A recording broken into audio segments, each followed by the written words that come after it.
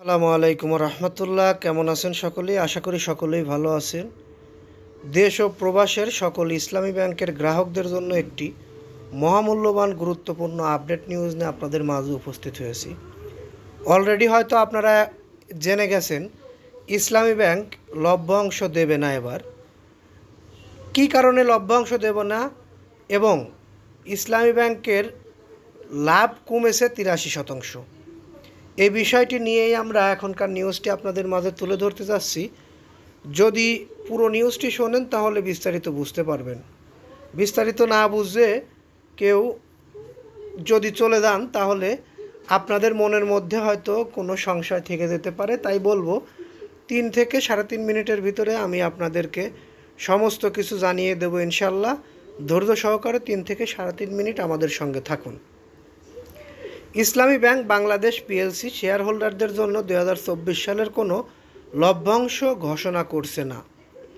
ব্যাংকের পরিচালনা পর্ষদের সভায় এ সিদ্ধান্ত নেওয়া হয়।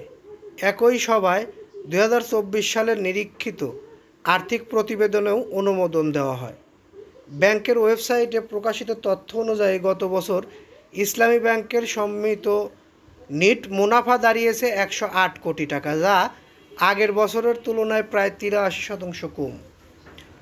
অর্থাৎ ইসলামী ব্যাংক মুনাফা 83% কমে যাওয়ায় এবং ব্যাংকের কর্তৃপক্ষ জানিয়েছে আমানতের ব্যয় বেড়ে যাওয়ায় এবং খেলাপি বিনিয়োগের বিপরীতে উচ্চ হারে প্রভিশন সংরক্ষণের কারণে মুনাফার বড় ধরনের পতন ঘটেছে।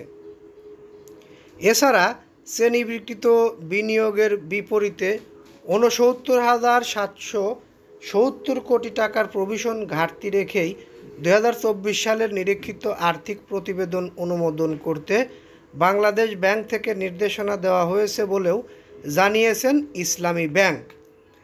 এই কারণেই এইবার ইসলামী ব্যাংক তাদের বিনিয়োগকারীদের কোনো মুনাফা দিবে না বলে তারা সিদ্ধান্ত নিয়ে অলরেডি সার্কুলার করে দিয়েছে।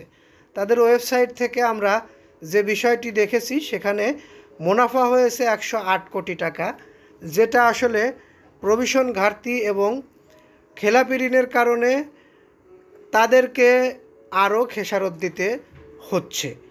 গত বছরের তুলনায় 83% মুনাফা কম হয়েছে 2024 সালে। এটি আসলে অনেক বড় একটি ধস বললেও আমরা ভুল বলবো বলে মনে করছি না। ইসলামী ব্যাংক বাংলাদেশ যদিও ঘুরে দাঁড়ানোর জন্য মোটামুটি ভালো একটা অবস্থানে এগিয়ে এসেছে, ভবিষ্যতে হয়তো 2-4-6 মাস বা 1 বছরের মধ্যে ব্যাংকটি ঘুরে দাঁড়াতে পারবে শুধুমাত্র গ্রাহকদের আস্থার কারণে। এক সময়কার সর্বোচ্চ আস্থাভাজন এই ইসলামী ব্যাংকটাই অন্তর্বর্তীকালীন সরকারকে ঘুরে দাঁড়ানোর জন্য সহযোগিতা করতে হচ্ছে।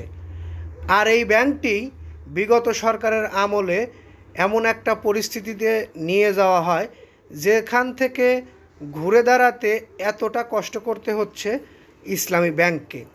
ইসলামী ব্যাংকের প্রতি গ্রাহকদের আস্থা এখনও কমেনি, সেটা ইসলামী ব্যাংকের আমানত দেখেই বুঝতে পারা যায়। ইসলামী ব্যাংকে যথেষ্ট পরিমাণ আমানত বাড়ছে অন্য ব্যাংকের তুলনায়।